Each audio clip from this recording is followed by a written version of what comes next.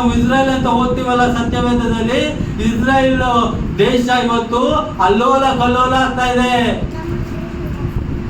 America ಮತ್ತೆ India ಸಂಬಂಧಗಳು ಮುರಿತಾ ಇದೆ. ಈ ತರ ಒಂದು ಪ್ರಪಂಚದಲ್ಲಿ ಇದ್ದೀವಿ. ಅಫ್ಘಾನಿಸ್ತಾನ ಅಂತ ಒಂದು ದೇಶ ಇದೆ, ಗೊತ್ತಿರ್ಬೋದು ನಿಮ್ಗೆ. ಕ್ರಿಕೆಟ್ ಅಲ್ಲಿ ಇಂಡಿಯಾ ಅಫ್ಘಾನಿಸ್ತಾನ ಅಂತ ಆಡ್ತಾರೆ.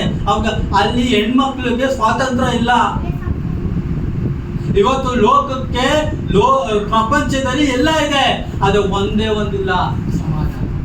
ಅದೇ ಸತ್ಯವೇದ ಹೇಳೋದು, ಯೇಸು ಸ್ವಾಮಿ ಹೇಳೋದು, ನಾನೇ ಸಮಾಧಾನದ ಪ್ರಭು.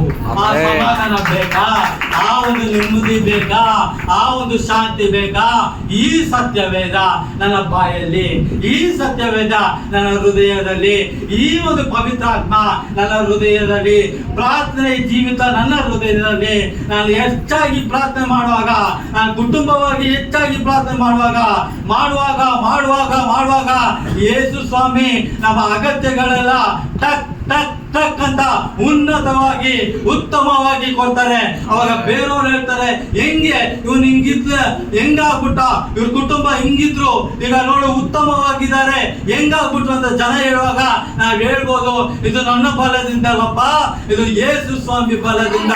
ಯೇಸು ಸ್ವಾಮಿ ಅದ್ಭುತ ಕಾರ್ಯ ಮಾಡ್ತಲ್ಲ ಅದರಿಂದ. ಯಾಕಂದ್ರೆ ನನ್ನ ಮನೆಯಲ್ಲಿ ಪ್ರಾರ್ಥನೆ ಇದೆ.